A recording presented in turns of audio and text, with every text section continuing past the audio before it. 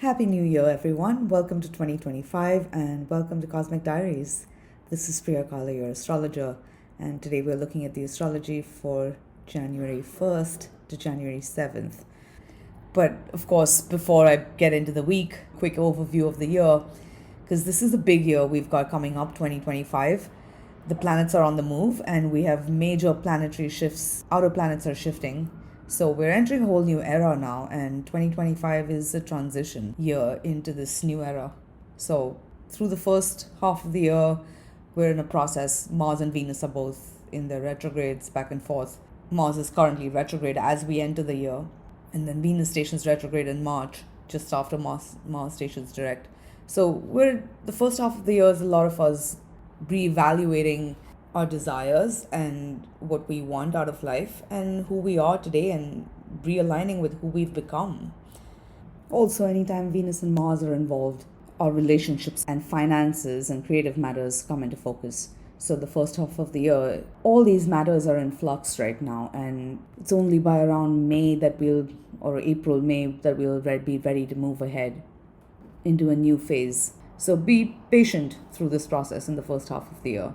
Then as we get to the middle of the year, the gates are swinging open and we're entering a whole new era and a whole new world. So the world around us, the larger collective world, is also changing. Globally, there's going to be major changes unfolding, ushering this new era in, which takes us over the next 20 years at least.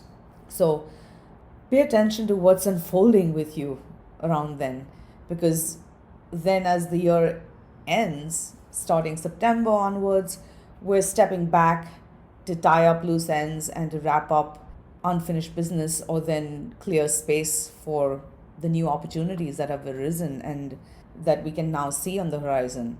So a lot is shifting this year, and it all begins right now with this new moon in Capricorn and this first week of January, because there are major changes in the air.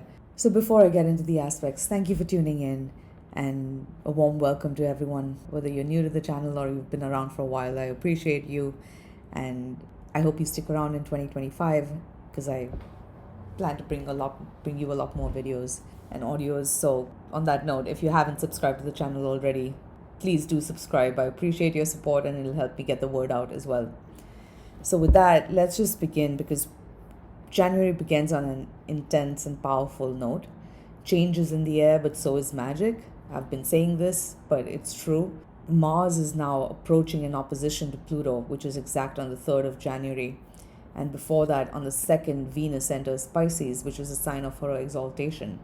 This bodes well for all relationships, financial matters, creativity, and there's deep healing on offer for our hearts. And it all begins on the 1st of January, because the moon enters Aquarius on the 1st and will immediately meet Pluto and then oppose Mars later that day. So there are powerful changes in the air, and there's an intensity in the air as well. The best thing with the moon in Aquarius now is to remain detached and not try to control situations, but allow yourself to be a witness to what's unfolding. If there are any power struggles arising, this is a chance to really let them go and evolve. We're in this Capricorn new moon cycle, and this Capricorn new moon was also sextile Saturn, which is the ruler of Capricorn. As you enter this new cycle, we're planting seeds for our goals and our ambitions, and hopefully clarifying our goals and ambitions, as well as what doesn't work and what we're leaving behind. And with Capricorn, there's a need for maturity and taking responsibility. And our greatest responsibility is to be true to ourselves. So we're growing up and we're being asked to evolve now and to drop the mask and to show up as authentically as possible for our lives. This will require courage, it will require vulnerability, but there's also a need for detachment and for space to allow situations to evolve, and for time to let things grow and evolve, which means giving yourself that time and space, and others in your life as well. We can remain detached from a situation without necessarily disconnecting from it. So you needn't burn any bridges right now. And if something is upsetting you, it may be wiser to take a step back rather than say or do something you might regret later, because Mars is currently retrograde. And whatever is unfolding in our lives, this is a whole new chapter, especially where we have Capricorn and this Mars Pluto opposition is happening in Leo and Aquarius. So watch these areas of your life. And of course, if you want a deeper insight into all of this that's playing out, as well as the coming year, do reach out to me for a personal consultation. Nothing replaces a personal astrology consultation, so I would love to work with you.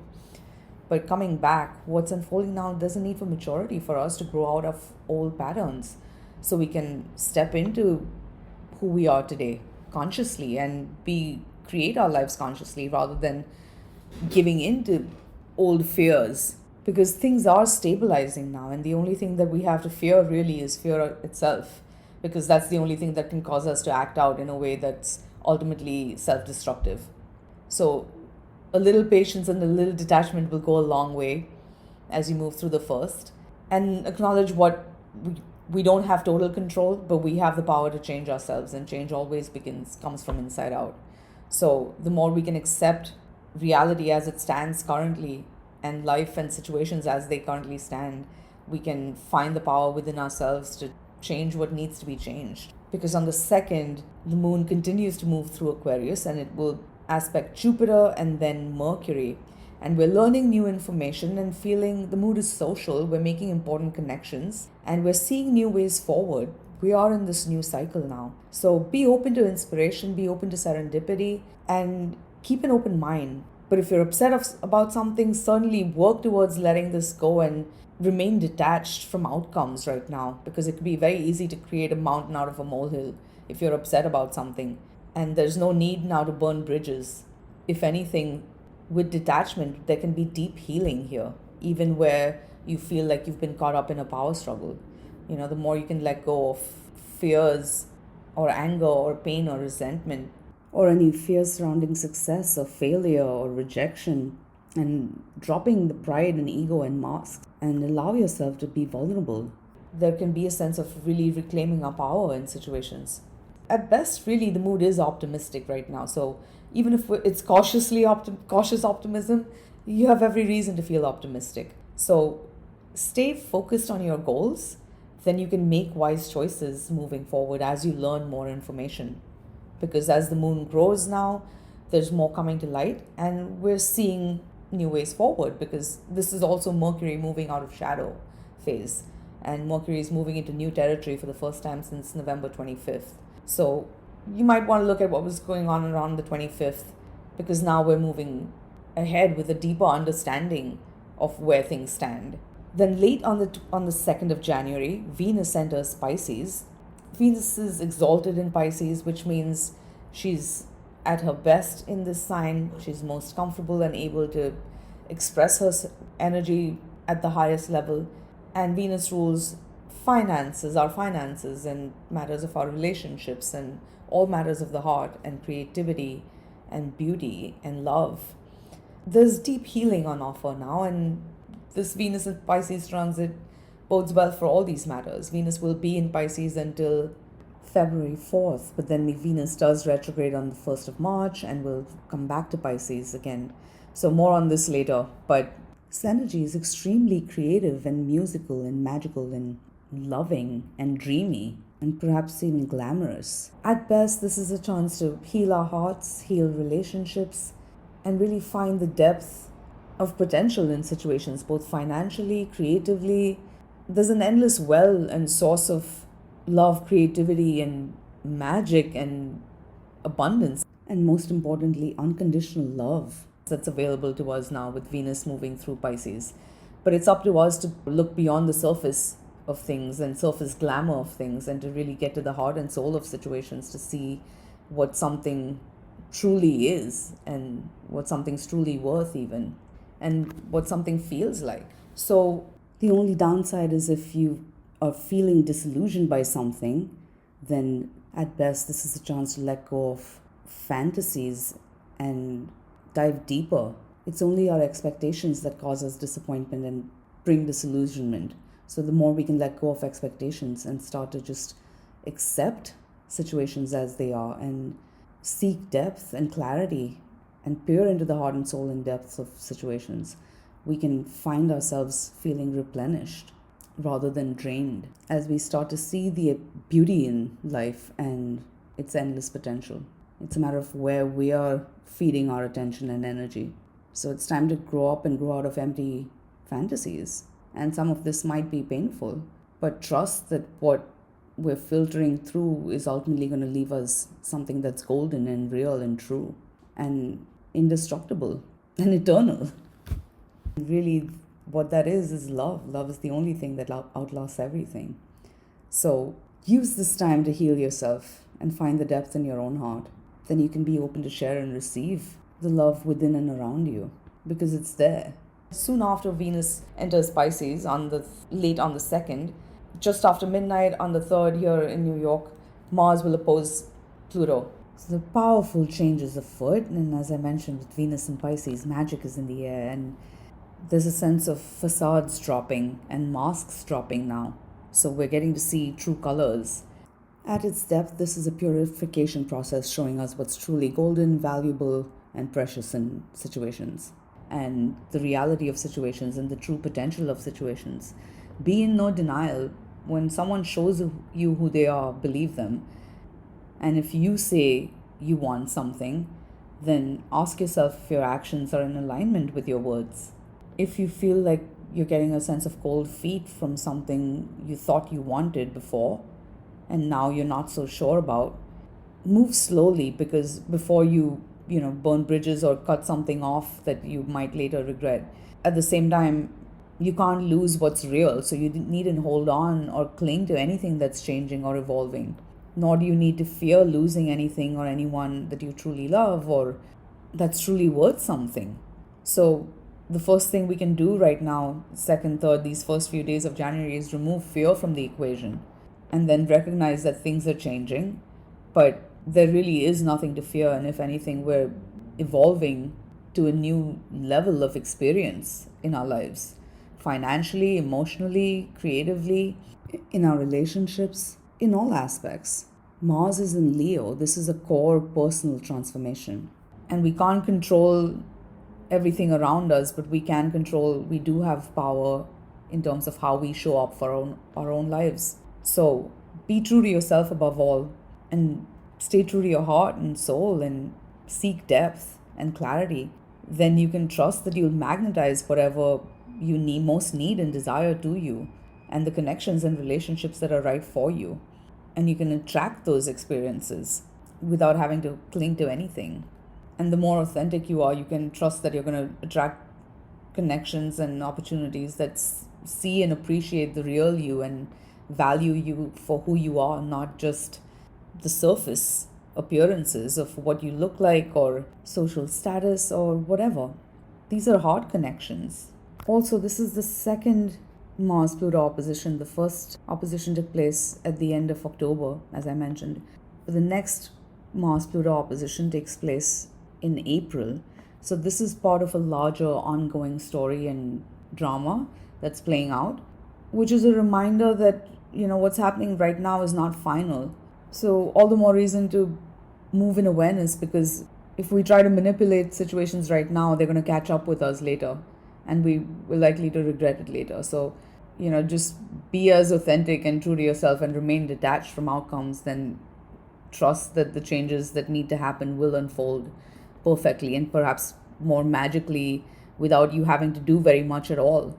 Because on the 4th of January, the Sun will sextile Saturn, and this really is stabilizing situations, and there's a sense of us feeling to sink into life and really lean on something, and that a dream is materializing and a dream is within reach.